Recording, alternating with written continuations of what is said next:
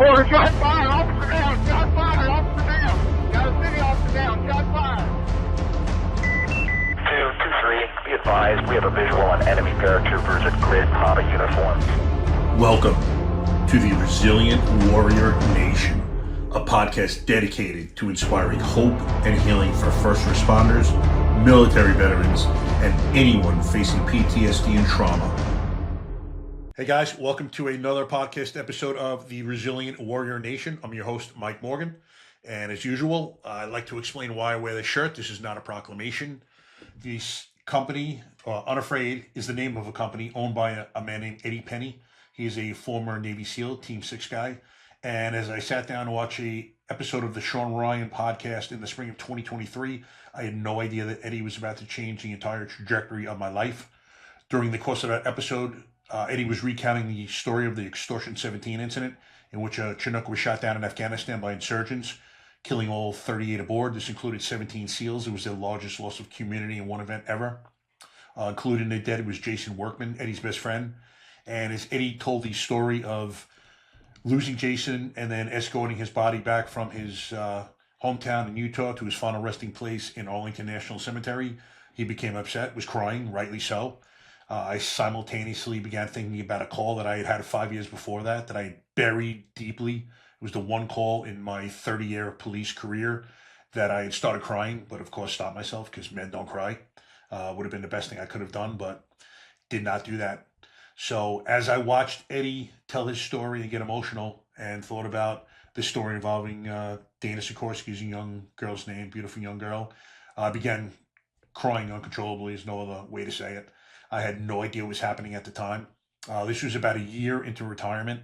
And shortly after retirement, I had been experiencing bouts of anger, rage, depression. Really wasn't sure the origination. I'm pretty self-aware, but I really could not figure out what was causing it. I was kind of putting two and two together rather quickly as I was watching Eddie and realized that I had suffered some sort of PTSD in my career. I always mistakenly believed that PTSD was only caused by seeing your brother or sister next to you get killed. Mine was caused by being inside the most devastatingly intimate moments of other people's lives for 30 years. So I began to think about getting help. I knew I needed it. I didn't want to be this ornery guy that hated everyone and everything for the rest of my life. Thought about traditional counseling or therapy at first, and I just didn't think it was for me. I didn't think I'd be able to speak to a man or woman sitting behind a desk, tell them things I've done and seen, and they were going to be able to help me. Furthermore, I'd seen these special force operators on Sean's and other podcasts speaking about them coming home from war, self-professed broken men, and their consequent healing journey with plant-based medicines. At first, I was quite pessimistic, to be honest with you, and I did not think it was for me, but I started paying much closer attention, started doing research, and decided to journey with ayahuasca March 1st of 2024. During the course of that 3-ceremony weekend, I changed literally my entire life. I say that I was reborn in a non-religious sense. And as the universe was talking to me in my journey, I know it sounds weird if you've never used psychedelics, the universe told me essentially I was healed from my PTSD. It's an ever ongoing process of healing. You're never fully healed, but essentially I was at that point, and my life's purpose was to go forth, help other first responders and vets heal theirs. So I said okay out loud. I had no idea how I was going to implement that, but one thing I decided to do was to start a podcast to do for others what Sean Ryan did for me. So in that vein, I bring on ordinary people who've done extraordinary things with their lives. We talk about the highest of highs and lowest of lows in the hopes that you men and women going through it can identify with them. Hopefully get some inspiration and hope, raise your hand, and get help yourself.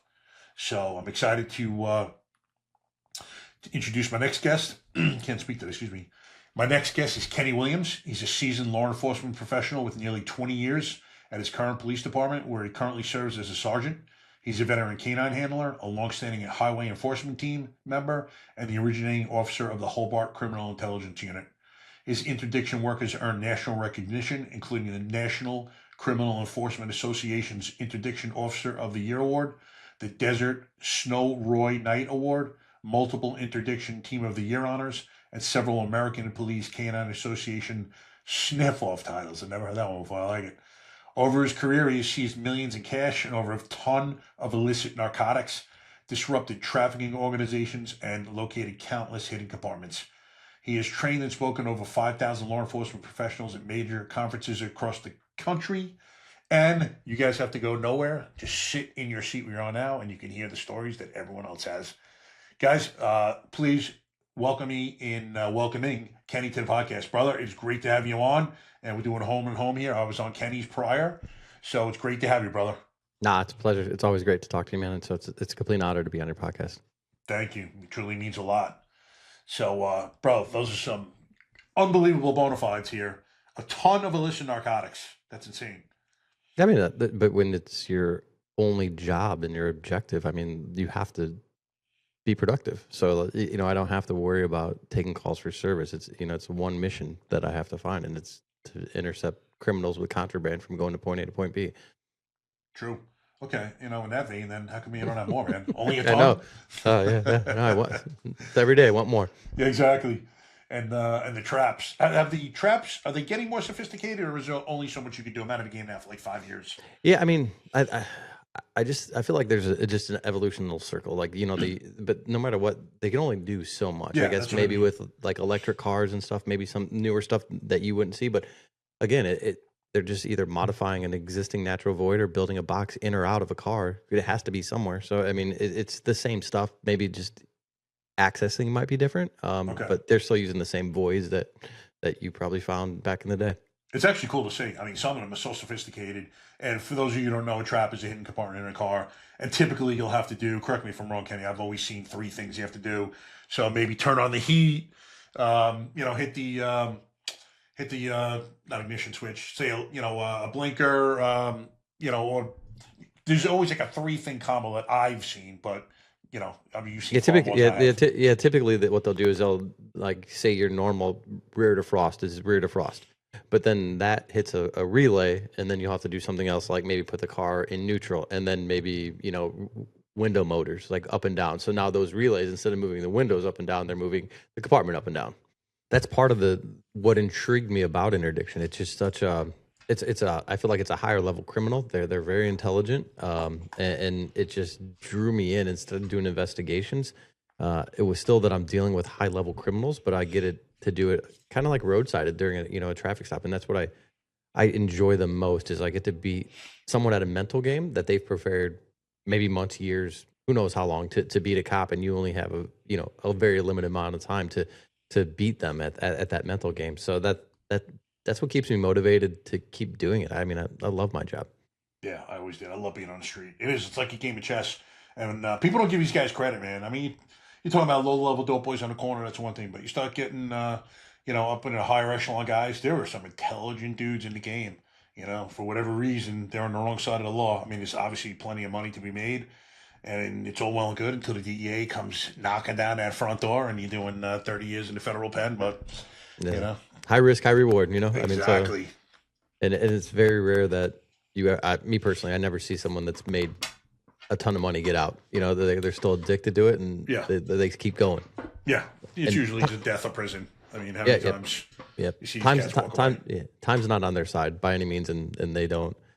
When they're on top or when they made that kind of money, if they were to just dip out, it would probably be very hard for us to catch them, but they usually don't. Oh, yeah. And it's not even, from their perspective, it's not even if I'm doing it, it's not that I have to worry about me as much as I have to worry about everyone else I'm doing business with getting pinched. And then they're going to yap. I love when these guys talk about snitches. I've never been in a interrogation room, where these cats don't snitch. They run their mouths as soon as they get in that room, man. So that shit cracks me up. Snitches get stitches. You guys are all fucking snitches as soon as you get caught. Yeah, for me, it's always been the higher level ones are the ones that are it's probably because of the amount of time that they're looking at. But if I get someone that's an addict, I think it's very rare that I do get them to completely give up. But once you start getting to a higher level and they know that they have to produce at least what they got caught with, if not more, in order to lighten their sense or not get anything, they're singing. Oh yeah. Yeah, I mean, you get a low-level addict. It's not worth it for them to give them up for the most part. I mean, you're probably either a misdemeanor charge or a low-level felony. It's going to get played down anyway. You're taking your life in your hands in some respects by snitching on these guys. So, yeah, those guys aren't as much. But you start getting up there, those guys are all squawking, man, as soon as you get them. Yep. So, all right, brother. So let everyone kind of know about yourself, where you grew up, childhood. How was that? How was little Kenny? Yeah, man. Born and raised Northwest Indiana. Still live here. It's for people that aren't aware, it's a very like a steel mill, blue collar area. My grandpa was a truck driver, owned his own trucking business, but it wasn't over the road, just hauling steel like from steel coils and stuff from the steel mills. You had a lot of like manufacturing, like the auto dealers, those types of things. So you have a Ford plant on the south side of Chicago. Up in Gary, you have multiple steel mills. My dad worked as a truck driver, worked in the mills, kind of did both. Uncle, same type of thing. That generation, I have a younger uncle that kind of went into, the white collar work, but that generation all worked very like blue collar type of lifestyle. So, I wasn't, I don't even know if you can consider it middle class. I mean, but they did the best they could, when, I was raised by my dad and my grandparents on my father's side because my dad, when I was when I was 3 months old, got custody of me in the 1980s, which is kind of unheard of. And the reason why is that, my mom had some addiction problems, still has some addiction problems. And I think that, growing up, I would still have to go to visitation and those types of things. And it wasn't as prevalent, I guess, as looking back, or maybe I just didn't know. But then when I got about 16, I started to see a lot more things, or maybe I was just more aware. And it's been about that long since I've had a serious conversation with my mother. I'm 43 years old, and I've always told, I'm still close to one of my siblings on my mom's side, and I've always told her, like, if mom can stay clean for like 6 months, I would love to have a conversation with her. But my entire life, I don't think she's ever been clean for 6 months. Wow. What's a drug of choice, Ken?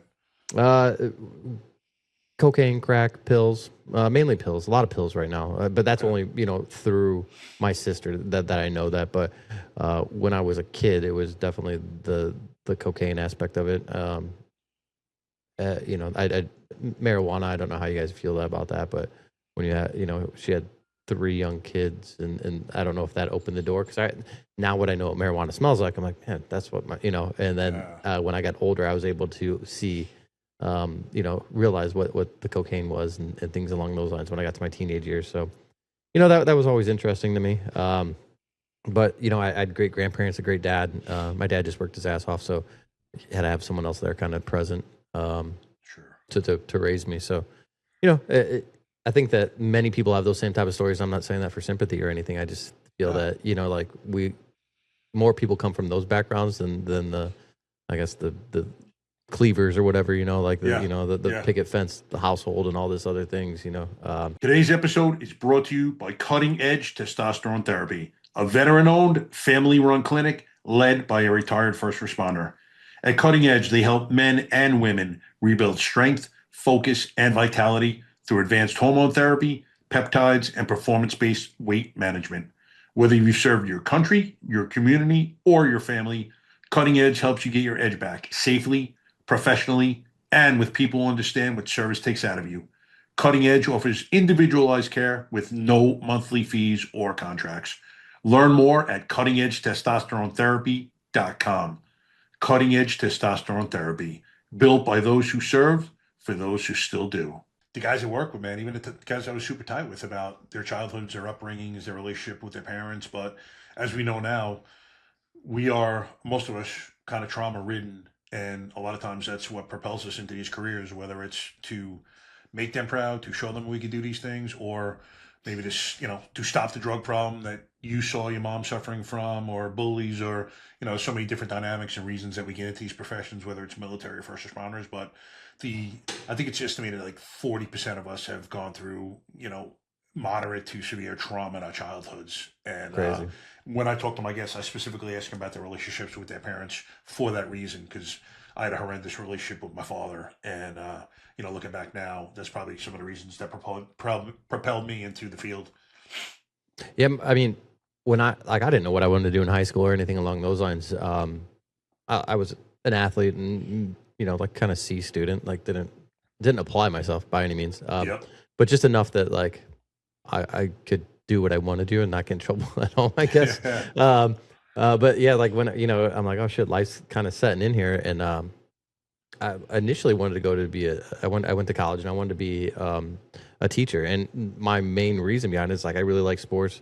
I was like, I wanted to be like a PE teacher, a gym teacher. And then like, if I see kids that were kind of dealt the same hand I was, maybe I could give them a different path so that Yeah. they could realize that there's more than just that one option of either going down a negative rabbit hole of addiction or criminal. I was hoping that I could do that for them, in their youth, and then 9/11 happened, and it kind of changed my perspective. I was going to go in the military. My grandparents convinced me not, and then I just changed my major to criminal justice. How old were you? 9/11. Freshman in college, 18, 19 years old. And what was specifically going on at the time of the buildings getting hit and going down? Were you watching on TV? I don't know if you guys have these guys out on the East Coast, but his name's Mancow. He's kind of like the Howard Stern of the Chicagoland area, and he's No, like not familiar. same concept though, like early morning, like Shock jock. yeah, and like says outlandish shit. So he initially like breaks it in, but I can't take him serious, so I'm just driving to school, not thinking anything of it. I thought he was like joking or whatever, like like not being serious. And then I walk into, I guess, like kind of like the auditorium area of where my class is. There's multiple different buildings, but the one where my class was had a big TV and everyone just standing around watching. And I remember seeing the second plane hit live, and it was just like utter silence, very strange. Like no one really said anything. It was just like dull, like a dull feeling. Then that day classes got canceled. I think I went to my classroom and they just basically said like, we're not having class today. I go home and my grandparents had a little bit of land. They had like 3.5 acres or so, mainly because my grandpa had like his own trucking business. So like a pole barn and stuff back there where he could work at his trucks. And I just remember walking out in the back and kind of looking up, and there was nothing. Like it was kind of creepy. Like there was literally like no planes, no nothing, and it was just almost an eerie feeling. There wasn't a lot of traffic because we lived on a busy road. There wasn't a lot of traffic. Like it was just kind of like that day, like everything just stood still, like nothing moved out here. Like I think a lot of the unknowns, and I think a lot of people just stayed at home because the fear of what was coming next. Yeah, no one knew. And to kind of not counter your point, but to add on to it, I was on a motorcycle squad in Atlanta at the time, and we were detailed out to Hartsfield Airport. As soon as that happened, we went in, probably did a 3-by. So we went in that night, and the airport was shut down, obviously. And dude, it was the weirdest thing, man. If you have been in an airport, it's one of the biggest in the world. And my buddy and I, Jules, were in I think Concourse B, if I'm not mistaken. He and I were the only two people in the entire concourse who were riding around in those carts, and it was the craziest feeling, man. Holy cow! I remember when the buildings fell. I looked at my ex-wife and I'm like, how many cops and firemen just died? Obviously so many more civilians, but yeah, it was something. Hopefully, I will never experience the rest of my life. But so it changed yours that day. Yeah, yeah. Which is and yeah, for sure. Like so. I wanted to go in the military. My grandparents were like, no, and I was paying for my own college, and they're like, we'll pay for it for you. Just don't go in the military. So I guess I kind of settled in the middle. Like, I mean, quasi-military, I guess. I don't know. But I couldn't be happier. I did have some electives still in session when we went back to school, and one of them was like observing or whatever. You need to go sit in the classroom, and it was one of the most miserable things that I've ever did. So I was like, well, I don't know if I could have really been a teacher. So it might have saved me, 3 or 4 years of college, and by changing my major. Yeah, man. So I mean, I get hired. Let's back up a little bit. 22-year-old kid, just getting out of college. I was like in my last semester or something like that, and my buddies had a poker party, and it was like I don't know if you've ever played poker, but Chris Moneymaker just won. He was like a no-name person. And it like blew Texas Hold'em out of the water. So me and my buddies would play probably 3 times a week. And, we just nothing like millions of dollars like we were college kids. But anyways, we could all get together. We'd watch sports on TV and play poker. And I decided to drink way too much. And my friends tried to prevent me from driving, and I was a stubborn asshole. And I decided to drive home, and I hit a tree. Kind of full circle. 3 years later, I got hired at the agency. Did you get hurt that night? I got hurt. I had to go to the hospital. Yeah, like I got some scars still. I had like for whatever reason, I totaled my car, but my airbags never deployed, and really? The way I was wearing my seatbelt, it spun me into the dash. Like it was, I don't know, it was the weirdest thing. But anyway, so I busted my eye open. It was, so I had to go to the hospital that night. They take a blood draw. I get charged. the next morning I go take my final like with a fucking busted face and all kinds of things. But yeah, ironically, 3 years later, I got hired by the agency that accident hurt and that happened in, and my FTO was it was his tree that I hit in front of his house. Get out of here. Swear what? to God. Yeah. Holy shit. Yeah. That's a world story, bro. Yeah, but talk about a guy that like you know, he always joked about it, but it was never like held animosity, anything along those lines. Like we all make mistakes and move forward. And man, it was I had the best FTO you could ever have. It's that he's a super intelligent dude. He's our assistant chief now, and he's just like he solves a lot of cold case files and like does that kind of things for the FBI. Like just a super intelligent, and he was super active back in the day, and that's where I got my taste of like, you know, like this quasi interdiction thing on a patrol level, and you know, like stopping people from having, you know, crack rocks and this and that, and it was playing that cat and mouse game. My FTO like really opened my eyes and showed me what you can and can't do in law enforcement and what this job has to offer. And it was, if I didn't have him, I don't know if I'd be in the same spot I am right now. Yeah, brother. I don't think the guys and girls who are FTOs realize what an indelible impression they make. Because if you go through and you're trained by, in my 2 departments, I was in Atlanta and Suffolk County, New York. I think I had 3 FTOs in each department.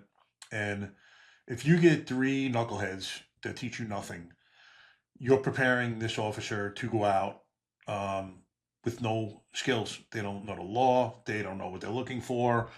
And then you counter that with someone like your FTO who teaches you how to police, and he's transferring so much knowledge to you that could be used practically on a daily basis. Obviously, it could save your life, but I'm talking about just in terms of like catching dope boys and stuff. It's amazing how much of an effect they have. And, you know, anyone that's watching this that is currently an FTO, do not take that lightly. You know, I kind of shunned it for years. My LT was trying to talk me into it until they started getting really new guys going to FTO school, training these guys, the rookies. And I'm like, this is ridiculous. He or she should be nowhere near training these guys. They should not be in that seat. I'm like, all right, LT, finally relented. I'm like, I'll go. And it was kind of selfish not to, man. I had all this knowledge, and I just, you know, to be frank, sometimes you get stuck with someone who's got no personality, or you just don't get along, and, you know, they disturb your daily ritual. But it's, you know, it was shame on me for not doing it years earlier, because I just, not that I'm anything great, I just had so much experience from Atlanta, and, you know, my first few years in Suffolk, that I should have done that earlier. So, you know, kudos to him for teaching you, and look what he did to you, and I'm sure you passed that on to multiple other officers. I hope. Yeah, I mean, I had 2 FTOs. One was him, and he was super proactive and showed. The other one was very book smart, not as active, but you know, like, and the first one, mind you, like, I mean, he's super intelligent too, but like, you know, like, so I felt like I was afforded a great opportunity through my FTOs when I hear other people complain about them. You know, like I don't know. I don't have any bitches. And other people's that complain that I've heard, I'm like, dude, that was nothing like my process, like at all. And kudos to them for, you know, being who they are and good FTOs, because I promise I wouldn't be the cop that I am without them. Yeah. Yeah. It's incredible what an impression they make. And, you know, they can lead you into a fantastic direction or just a so-so direction. And we don't need any more so-so cops because they're all over the place. So once you got into it, was that your niche, running dope? Yeah, dude, like when I first started, my goal was to arrest someone every single day, and not like proactively arrest someone, even if it was a warrant or you know, like something along those lines. But that was like, and I had a group, we had a great group of people. I got hired in 2007. So around that era. Is this? With the one I'm currently with. And that is? Hobart. Hobart, that's right. Okay. And how many, what's your 70 man department? 70? 70. Okay. And on a tour, how many guys would you turn out? 5 to 7. Okay. So it depends, because like now that they switched to 12s, but back then we would have I guess a downtime where there'd be 5, but 16, 18 hours of the day would be 7. Okay. But yeah, so like, I mean, you know, such a group of guys. It took a while for me to get someone underneath me, because during that time there was like the housing market crash or whatever in 2008. So I didn't have a guy on my crew underneath me for like 3, maybe 5 years, something crazy like that. So I was a low man, and like the way our system worked before is midnight. If they arrested anyone and they didn't bond out, the day shift lowest guy had to transport them to county, no matter how many people there were. So we had like a van, and we always followed a very active group of guys. But then, like we rotated, so then I would be on midnights, but days were miserable for me because it was like I'm just doing paperwork type shit, and that's not what I want to do. Yeah. So when I got on midnights and afternoons, I always wanted to get day shift back because I was like, man, you guys screwed me for so long. And then, we started to hire some great dudes, and that was kind of just like our own internal thing. Like we were all like former athletes, very just competitive in nature. And that's what it was. And we always like built off each other. Like, like it was very like, all right, like you got an ounce, and like I would try to get more or whatever. And that was never like a ego thing. It was a competitive thing. It was a healthy competition. Like I loved it. I absolutely loved my first 5 years on the job. That's awesome. It's great you have a watch that's so active, because it could obviously be the total opposite where you're working with deadbeats and it sucks. Is the drug of choice over there meth? No, man. Meth is starting to make it in ways, but when I first started, it was crack, and then the opiates kind of took over. But crack has been king as an upper for forever. Like for really? whatever reason, yeah. Like, well, because we're so close to Chicago, and I think that crack has just always been such a stronghold that the meth is starting to move its way in. But I would say, that's maybe in the past 3 to 5 years. Okay. Yeah, but I didn't before really see that, too much in Atlanta either. It's weird the way the country's divided up with the drugs. I never understood why the cartels didn't expand more into the Northeast region with meth. Rarely ever saw it. It was like a gay party drug for the most part. I didn't even run across it, but once or twice in my career, I think, up there. Yeah, I've never. Oh, well, I take that back. I've never seen personal use on patrol, because I've been assigned to this detail since 2012. But even like bulk, we were still like seeing bulk seizures of meth. We were still behind the curve for the rest of the country. It was a lot of like heroin at the time, and cocaine were the two main ones. Yep. Yeah, makes sense. It's weird. They run it like a business though. They divide it up and they do their thing. It's like they have regional directors like any other business. It's amazing to see sometimes. Excuse me. So how many years you end up doing on patrol before you get into a specialized unit? So I did 5 years in patrol, and the way my agency was, like they didn't have a lot of specialty things. I found a part-time interdiction team, kind of with the state police, and it was a multi-agency thing. And I basically I basically but it was I still had to do my patrol, and then I would get an allotted amount of hours a month that I would work, and I basically just like begged enough right people and finally got assigned to it. At the same time, I was assigned to the SWAT team, which is a regional SWAT team, and that was a part-time thing. So like, I'm managing patrol. I was trying to take everything. Like I wanted to try everything out. Like I didn't have a wife, I didn't have kids, anything like that. So I'm like, man, I'll work. I truly love the profession. So I was like, man, I would try everything. Spent about 5 years on the SWAT team.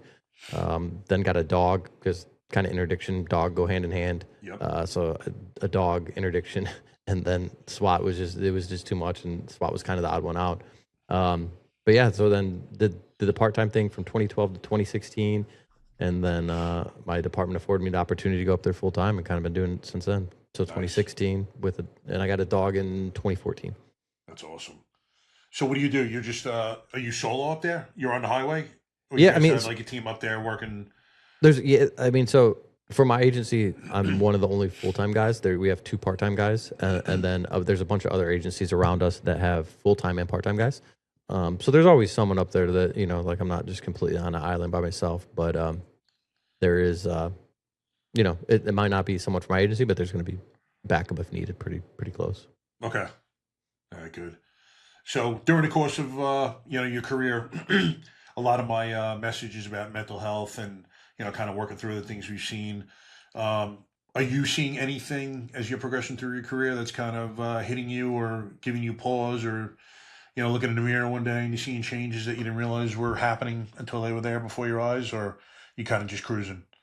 No, so I'm trying to think what years. I think it was 2013. Yeah, 2013. I lost my sister. She had she was like 30 years old. She was on stage to get ready to. She was doing prep to be like a performance, like a swimsuit. Like she was ripped and stuff. She was like really, really in shape. And genetically, she's my stepsister, but genetically in that side of the family, they have heart problems, and it's called aortic dissection or whatever. A few weeks, maybe 2 weeks, maybe a week before that, she had some type of pain, and they took her gallbladder out. They thought it was. Come to find out, there was probably a small tear in that. And then when she was on stage, like performing in front of the judges to see if she'd make it to like the show, it completely ripped, and she pretty much died on the spot. So that was kind of hard. I'll never forget the day I had a guy stopped, and my grandpa kept calling me, which was strange because usually if my family's, they know I'm working, they'll call me once if it's on the board. He called me 3 or 4 times. And like I'm in the middle of a traffic stop, so I just like ended the traffic stop. I called him, and he said, Marie died, and I was like doesn't make sense. Like 30 years old, like in shape. I had just talked to her the day before about how like healthy she was, watered, and everything that she was doing. I was like, so I remember just driving home in a complete fog. But it was a mess. It was a complete mess. Like, so that was super traumatic. And me not knowing how to cope, like I loved work. And, so I just went back to work, and, a month to the day, one of the worst days in my profession, I go to stop this young kid that I've dealt with many times, but I had recently got an unmarked car.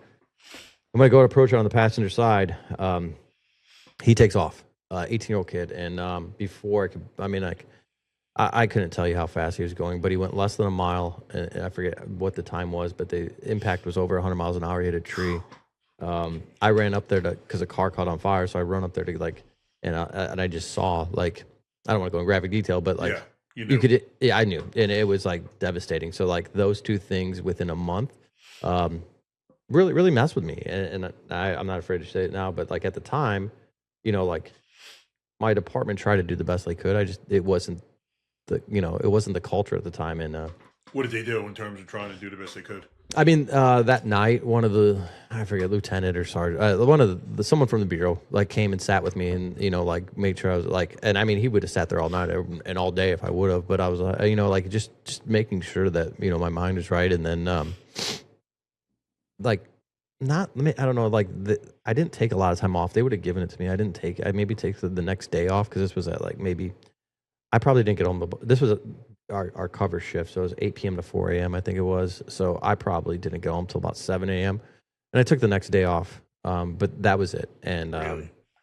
I just didn't know what else to do. I was living by myself. I guess one of my younger sisters had lived with me, but it still wasn't. I was living by myself. I didn't have a wife or anything. It was just I didn't know what else to do, and all I really knew what to do was work. So I went back to work, and then a few weeks later, I went to one of our, I guess, supervisors, admins, whatever, and I said, "Hey, man, this kind of bothering me," and their response was the typical response that you would assume that you would get during that era. And I was like, "Well, that didn't really work for you, man." Like, what did he say? He said. Basically, he's not a good person. Don't worry about it. And I was like, well, that doesn't really work for me. Like, so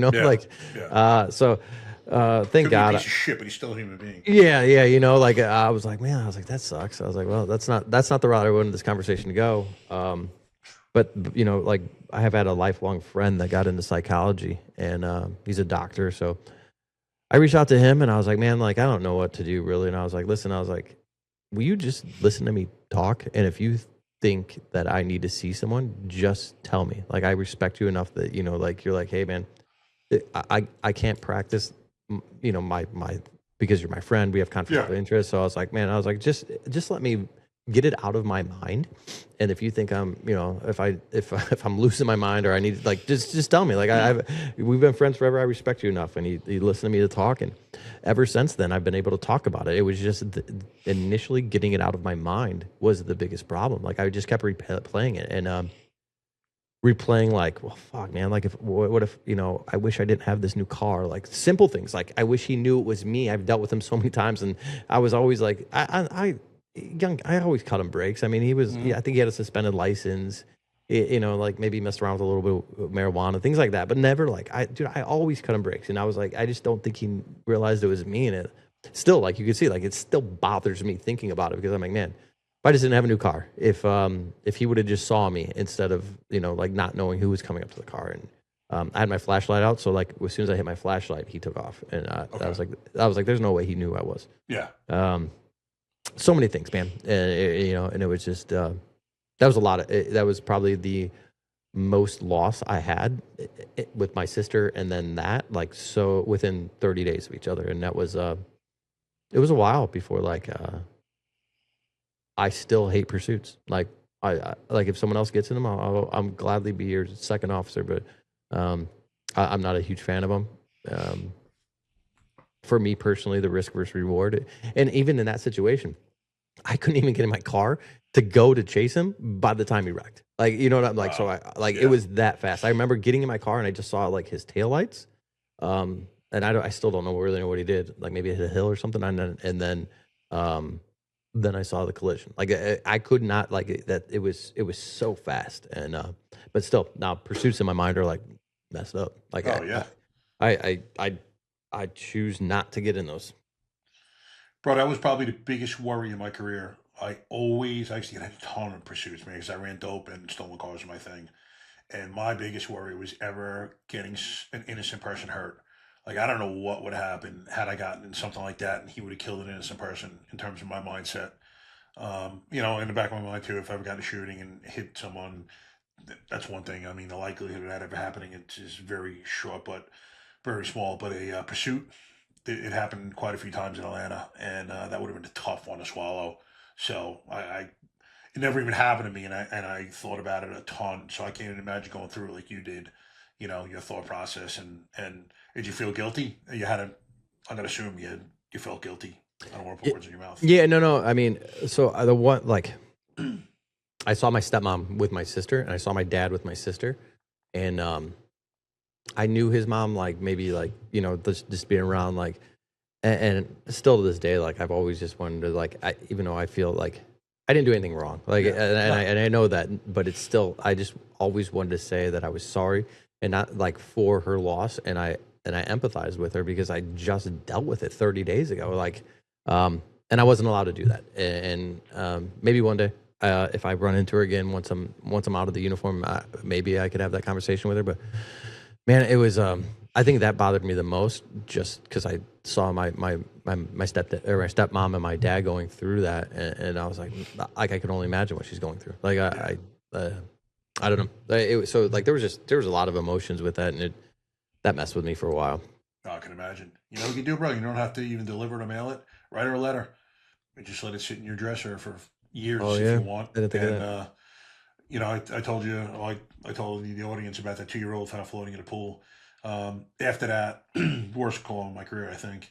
I had to sit there at that house for 3 hours after we handed her off to paramedics because detectives had to come out and do an investigation in case she passed. And our grandparents were there. They were in charge of watching the kids, man. It was the most visceral cries I've ever heard in my life.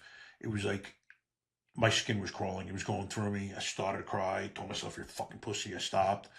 And then after that day, man, I started feeling guilty for saving her because she suffered a hypoxic brain injury and she was supposed to be bedridden the rest of her life. I'm like, why did we save her if she's only going to, this is going to be the quality of her life. And then I felt guilt on top of having that guilt. And it was just nuts, man. A whole bunch of stuff happened. And after I, went through my psychedelic experience, sat down and wrote a 4-page letter to her parents about everything that transpired, how I felt. And it was very, very cathartic, man. It was watermarks all over that thing. But I mailed it. Her father got in contact with me. He was super gracious. And it definitely helped in the healing process. So you could write one, you could throw it out. You could leave it in your desk and give it to her in a few years, never give it to her, whatever, But it's a great process to heal from, to use to heal. No, I didn't even think of that maybe you told me that. I remember someone else saying that, like it helped them out tremendously. So I was like, well, I don't know. I guess I personally just never put 2 and 2 together with me doing it. Yeah. I don't know if I ever said that when I was on your show or not, and you also brought up another point when you spoke to your friend, a psychologist. I read a study about a year ago, and it said that 60% of people who have spoken to someone who is actually truly listening to what they're telling them when they have some sort of problem, whatever it may be, such as yours, tell them about an incident, feel like they healed essentially from their pain just by speaking to that person. And it doesn't necessarily have to be a psychologist like you do, because, could just be a friend. I know he's a friend, but he's also a psychologist. Doesn't have to be a clinician. literally a friend, coworker, whatever the case may be, 60% of people, and it was a pretty big survey with thousands involved, thought that it had, gotten the weight off their chest. They felt like that was what they needed. That was it. Just speaking to someone. Yeah, for me, I can't speak, but like I think the reason is I replayed it in my mind on a loop, and like forever. Like there were like I was probably out of context and like not in my right state of mind for a long time because I was just replaying the same loop of like traumatic things. Like, and for me, I've always hated, and even as like natural deaths, I just don't like seeing dead bodies. It was never, and then then I bury my sister, and then this happens, and he's a young, healthy kid, and I was like, dude, like I don't know. But dead bodies have always been a thing that I just didn't like, and then, man, those two, I was like, it's really hard for me even to go to, like wakes and funerals and those types of things. Like, I think it's just the built up death. Like, I don't know why. It's rough for me. Anyways, I don't know. I don't know if other cops are that way. I don't really care what other people think of me, but it's weird to me. Like seeing dead bodies bothers the fuck out of me. Yeah, everyone processes differently. My thing was whether it was something violent or just a natural DOA, especially when their eyes were open when they died. I would look at them and always think, man, this guy or girl was alive and kicking 5-10 minutes ago, living their life. Now they're gone forever. Like it just always struck me. Always had that thought every dead body I've seen. I don't know how many I've seen, but yeah, it's a weird dynamic, man. We're seeing, I don't want to say on a daily basis, but we're constantly seeing death, and it's not normal to see it that much. And I'm talking to you doctors and nurses. God bless you guys that have to go through that all the time too. It's not just us, dude. I don't know how you field people in the like pediatric oncology field. God bless you guys, because you are like angels on this earth. I could never do something like that. I don't know how they do it. I don't know either. I mean, I guess they're probably looking at the positive end of it, like the kids that they are helping. Oh yeah, you know what I mean. But it's still like I don't know. More power to them. Like I couldn't do it. There's no way. And you can't help but develop a relationship with these patients. I mean, they're long-term Exactly. patients. You're seeing them on a daily basis.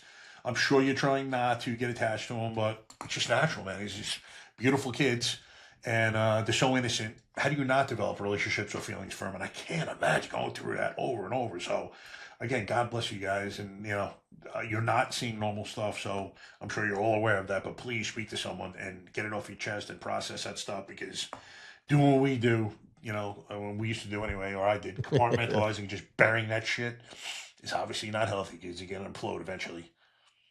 Yeah, I talk about it all the time, man. Like I think that just the having that confidant, like it doesn't have to be someone that like is in your agency, someone that can sit there and listen to you. And for me, like a lot of my friends, we all bust each other's balls and stuff. So like even if that's the case, like my ability to talk openly with them and not worry that they're judging what I'm saying or thinking, like, or what I'm going through, like it goes such a long way. But I'm pretty much an open book, like about anything now with my close group of friends.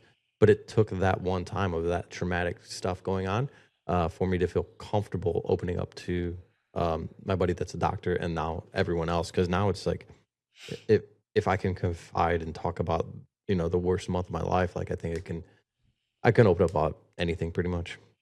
Good for you, bro. Because only with the magic of psychedelics was I able to become vulnerable. I mean, I was so closed emotionally, man. I had fairly low emotional IQ. I was aware, but I would feel so weak about talking about anything.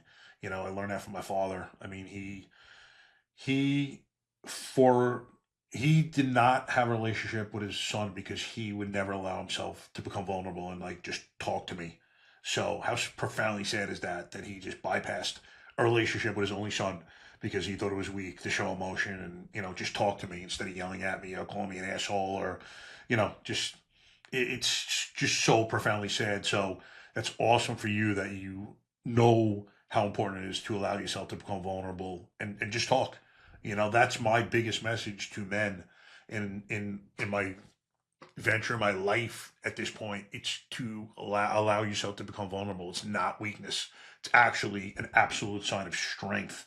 To raise your hand and ask for help, that takes strength, man. any motherfucker just bury stuff and just go on to the next and be an asshole and treat people like shit and, do the things we do when we're going through it. It takes a real man to raise a hand and be like, I need help, man. I can't handle this myself.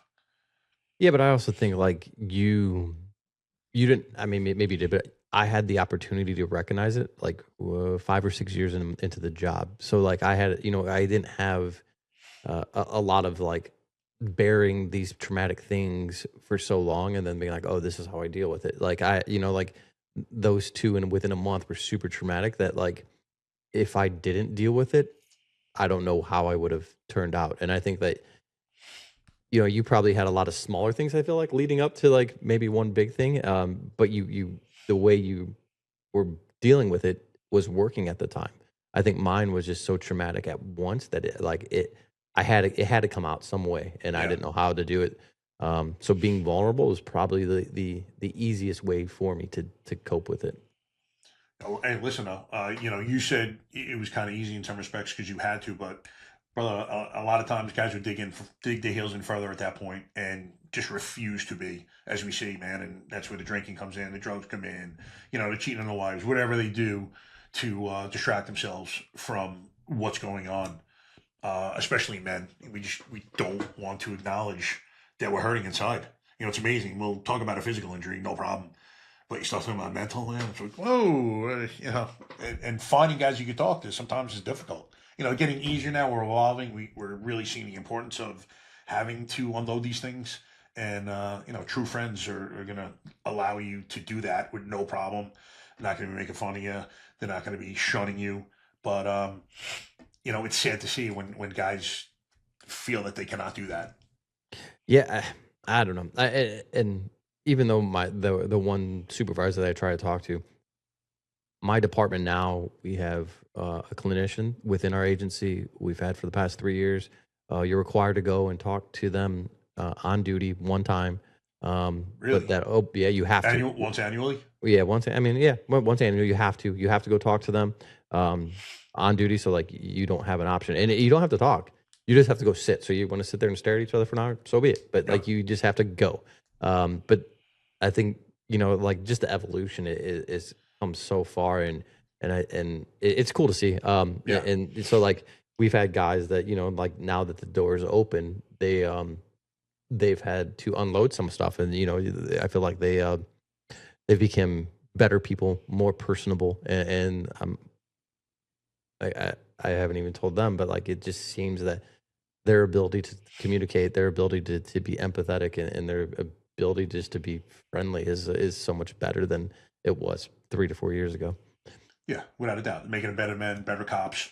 And I love that it's mandatory because this way no one can ever, you don't have to worry about going to see this person and wondering if someone's going to see you. It's mandatory.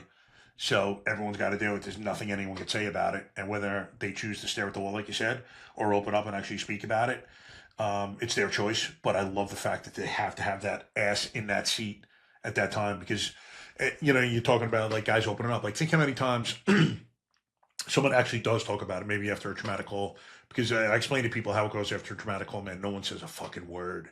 There's like silence because everyone thinks whatever they're going to talk about it is going to pale in comparison.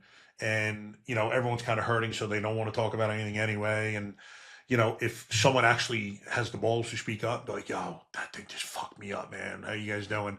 All of a sudden, hands are going up, and guys are just, everyone opens up, and then the floodgates are open, and guys can unload. But it just takes that one guy, and you're a supervisor, so, I know you're aware of it. You guys have great power in that dynamic, in situations like that, to have guys open up. I'd be like, you could walk up, Mike, how you doing? I'm cool, Sarge. No. How you doing, man? Drop the bullshit. How are you doing? And, hopefully guys will feel comfortable opening up to you. Yeah, I also like traveling to teach. When I start talking about, like what motivated me to be, to want to find narcotics and stuff, it's amazing to me how many people come up to me and be like, my dad had my mom, my sister, like so many people within law enforcement have close family members with addiction problems and things along those lines. So same concept, like, you open that up and say like, listen, this is what I went through. And then no matter what it is, a traumatic, drug problems within the family, those types of things, people are more willing to open up, but it just takes that one person to initially have that conversation. Yeah. Yeah, and that's what I found when I started just posting my stuff, my story on Instagram. Man, guys from around the nation are reaching out, girls too, but obviously many more guys. And it's just they have someone to listen to them, and it's been in their shoes. And I had an opioid addiction that I freely speak about. I went to rehab in 2012. I'm a guy that smoked weed in high school. That's the extent of my drug abuse or usage right there. I've been fervently anti-drug my whole life, and found that painkillers were dulling the pain of a shitty marriage.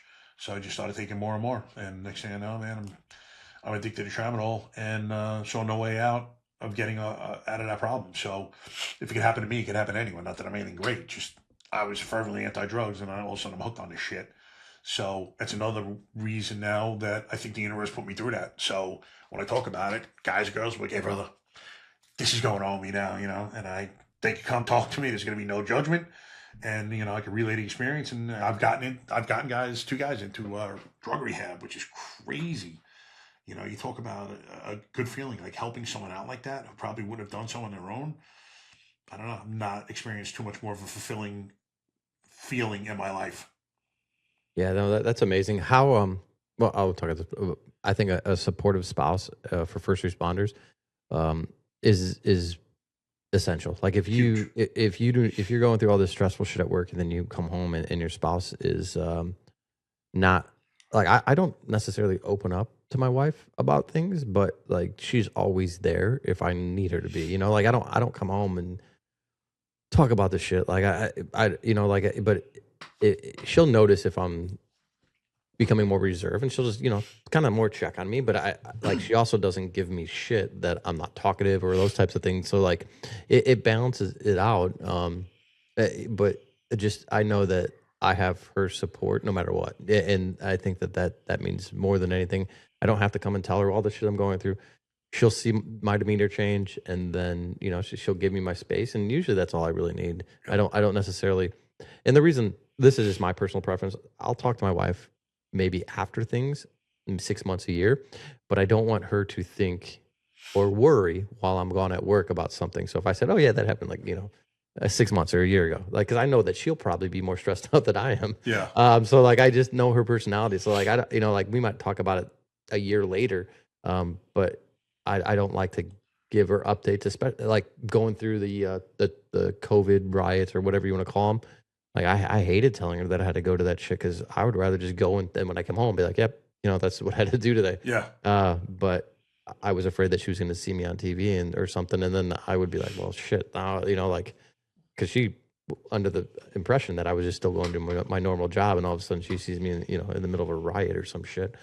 So those were ones that I had to talk about, but usually I don't jump into a bunch of details about what I saw or what I did.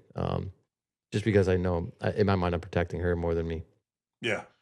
I think an important point of that is, and I kind of created a process, not that it's anything earth shattering, but we tend to shut our spouses out sometimes, and there's no communication because we try to shield them from everything. So I kind of created a process wherein you come home at night, and first half hour is yours. Kenny comes home, decompresses, gets dressed. First half hour is his. Then after that, dad's ready, husband's ready. Come on, guys, you have me. Now, if you had a particularly bad day, different story. You come home and you're like, baby, it was a really tough one today. And the night is yours to do with as you wish. No one bothers you. Leave daddy alone is a tough one. But by either the next tour or within 24 hours, you have to kind of sit down with her, paint it in broad strokes. You don't have to give her specifics, but just be like, I went through blah, blah, blah, blah, blah. This way she has a context in which to put your behavior, whether you're kind of isolating yourself and not saying a word, or, you're being kind of nasty, because instead of, Kenny's being an asshole, it's, Kenny just went through that. Now I have, kind of a frame of reference in which to put his behavior, because, we're going through those bad times, man. Who we put it on first? The ones closest to us. They're the ones going through this whole journey with us. No, yeah, you're right. Yeah, I like that. I usually, with my current assignment, driving off the highway, I have a lot of time to myself where I'm just kind of listening to podcasts. So I'm kind of zoning out anyways. And then occasionally when I get home, I'll sit in either the driveway or the garage for, 20, 30 minutes sometimes. And that's exactly what I'm doing, though. It's just my time before I go back in the house. And it just, kind of decompresses the day. And then I can go on and be myself. Yeah. You and I know, but it's weird, man, to go from that when you had some high intense shit going on to being daddy or being, the husband when you get home, man. It is literal switch, and it couldn't be two like diametrically more opposed dynamics that are going on in your life. It's crazy.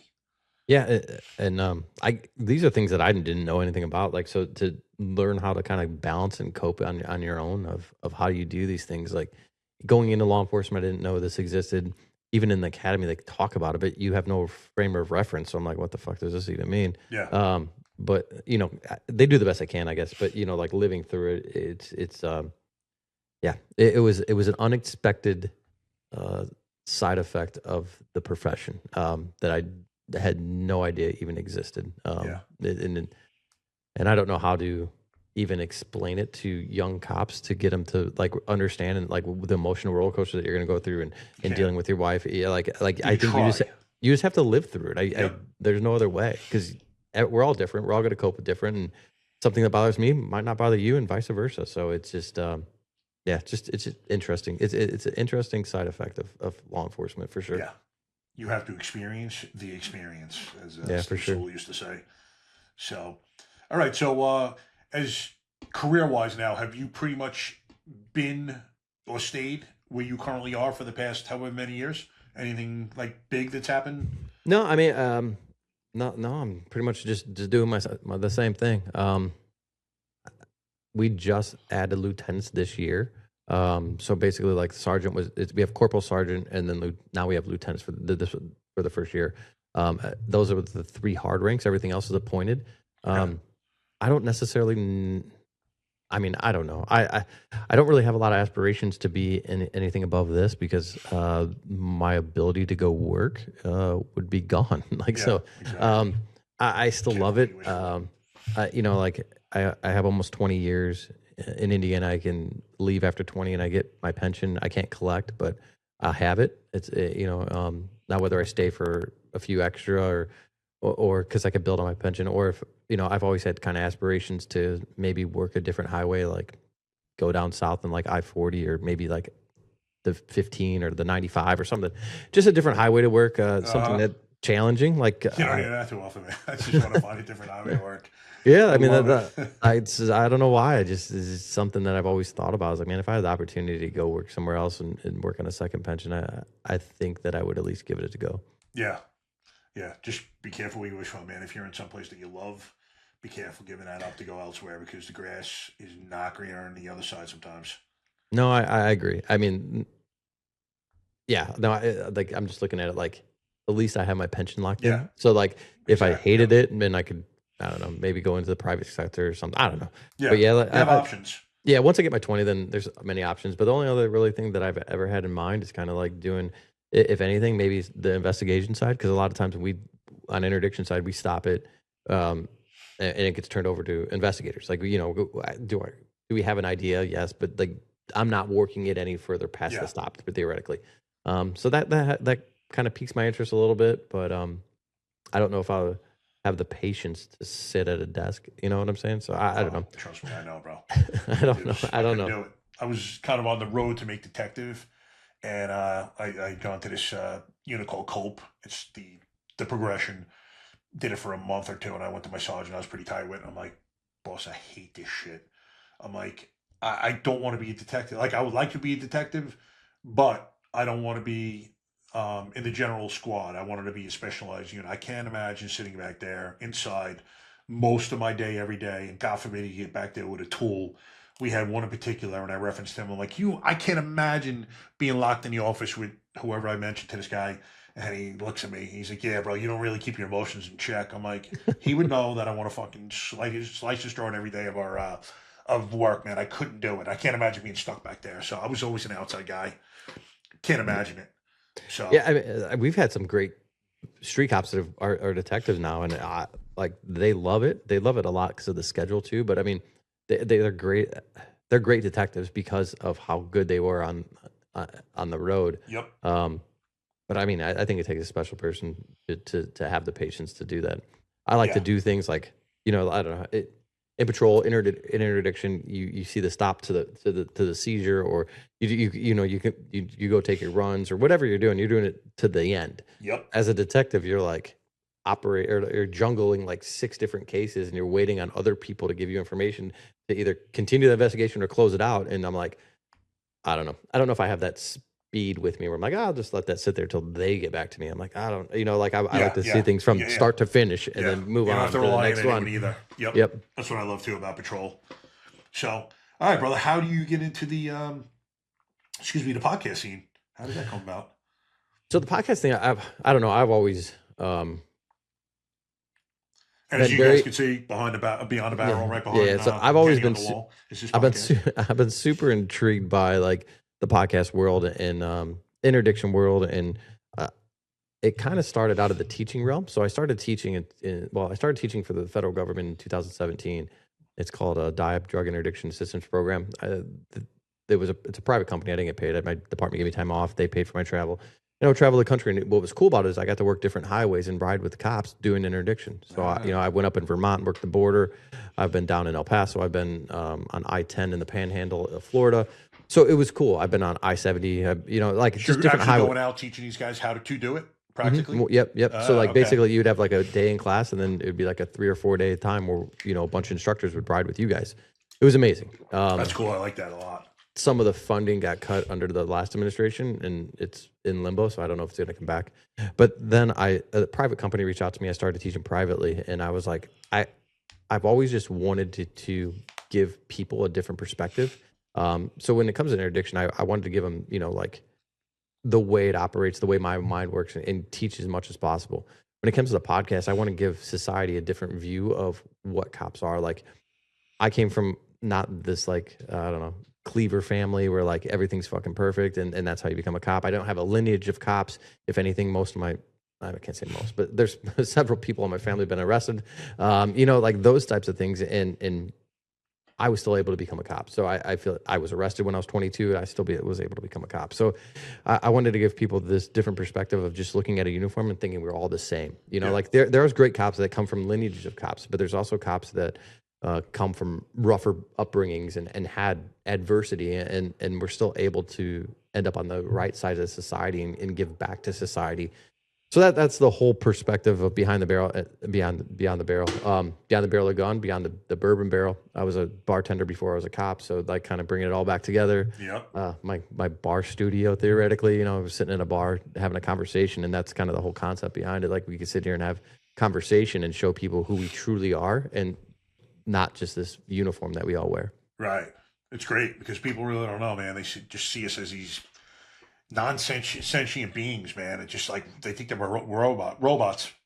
It's amazing. Yeah, I think that it is I'm trying to word this the right way. So I think that, they just don't realize what law enforcement entails on the grand scheme of things, like overall, like the overlining like of what we deal on with a day in and day out basis. And I think that it's super hard to give someone that perspective. It's super hard to give someone what your emotions are on a roller coaster all day. And I don't know how you can do that with society, but I think that once you put someone from society in our shoes, I think that they would be more understanding and respective. Or have a different perspective of where they could still not like the authority figure. Like that is what it is. What it is. I just want them to realize that we're all humans, and that I don't think most cops, even if they make mistakes, are doing things maliciously or anything like that. But when it's on the news and it looks bad, like sometimes police work looks bad, but it's completely legal because of whatever the circumstances are. And now instead of the 95% of cops doing everything right on a daily basis, you're seeing maybe 5, maybe 3%, and it's always the worst of the worst. So if there's any way that I can combat that and bring that back to like somewhat of a more realistic ratio, hopefully that helps one day. Oh, I'm sure it does. And for those people who kind of watch this right now and are listening to Ken about wanting to find out about the job, the best thing I've seen is going for a ride along. If you truly want to see how it is, hop in a car to your local department, just fill out paperwork. Most every department has it. And they fill out a liability form, basically signing your life over. And that's it. Hop in the car and you will see from our perspective what policing is like. And I've seen both personally and on podcasts and videos, activists going there and coming back changed people. It was like they saw Jesus. Like, I had no idea what you guys went through on a daily basis.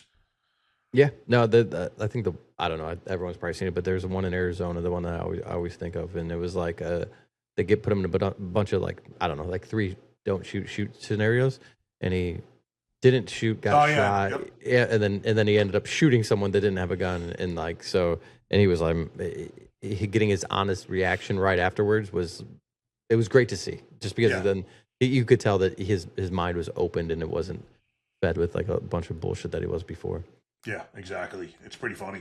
I was actually, I don't know where she's. I think my godmother was watching me on a podcast one time, and shortly thereafter she called me, and she's like, "I just want to apologize." I'm like, "For what?" She's like, "Well, I've given police officers some shit here and there, but I heard you telling a story about handling that suicide where the guy was hanging from a beam in his kitchen and having to hold his feet up while the coroner's assistant cut him down, and then you just went right to the next call." She's like, "I thought they like have you guys take off for a few days." I'm like, "Nah, that's not how it works." She's like, "I was appalled." She was just stunned. She had no idea that you see, something traumatic and you're right back in the ball game as soon as that call ends. Yep. They literally have, no perspective which to kind of source their opinion from other than TV, and most of the time media is not painting us in a favorable light. So, when you truly get to see the nitty gritty and how it's done, minds are changed. And obviously the Facebook police, I love those guys with all the, all the degrading stuff that they say and write about it. And I'm just like, why don't you come out and show us how to do it, man? Yeah. It cracks me up. Law enforcement is one of the only, it's always evolving. Like, every year we get case law updates where we can't, maybe, like, you could look at the big things, but like shooting a fleeing felon. I was talking to a guy that has 43 years in law enforcement. He was an active cop when Tennessee versus Gardner was still not a thing.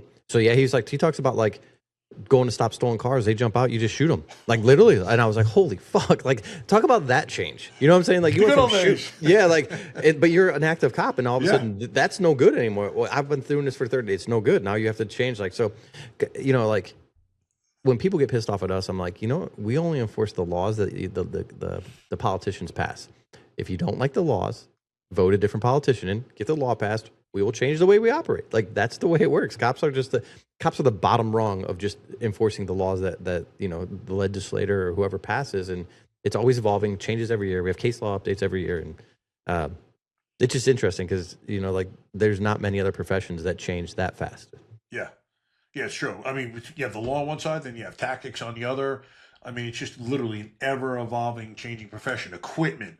I mean, things that you never thought you'd see us carrying. Tasers, for instance. I mean, when they first came along, like, holy shit, look what this thing does. Pepper spray was like the greatest invention ever. We first got it. We were pepper spraying everyone in Atlanta. I think we got it back in 95 or something like that. Holy dude, it was off the hook.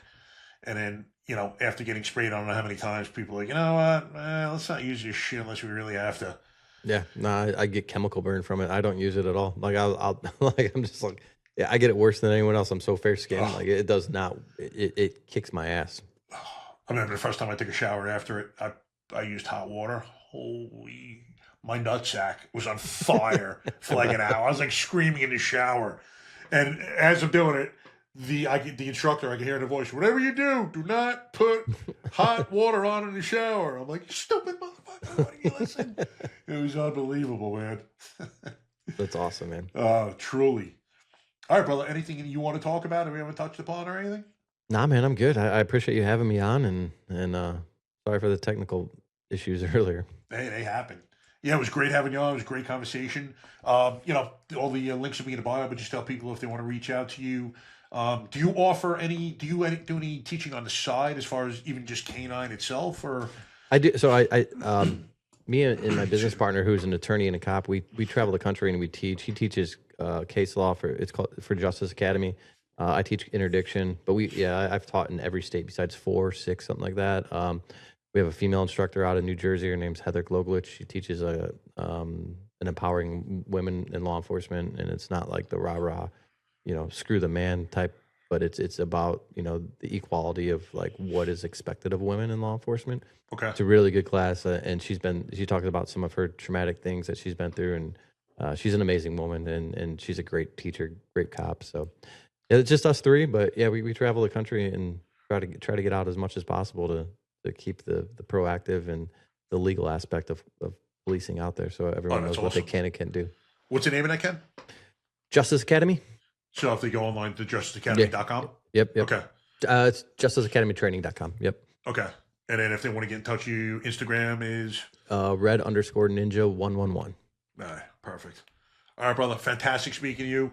Loved having you on. And, you know, I'm sure we'll be doing stuff in the future. We're both a member of Counterculture as well. Yeah, so for sure. Family. Appreciate you, man. Absolutely, brother. Guys, if you like what you saw, please hit like and subscribe, and we will see you soon. Order, shot fired, officer down, shot fired, officer down. Got a city officer down, shot fired. 223, be advised, we have a visual on enemy paratroopers at grid Papa uniforms. Welcome to the Resilient Warrior Nation, a podcast dedicated to inspiring hope and healing for first responders, military veterans, and anyone facing PTSD and trauma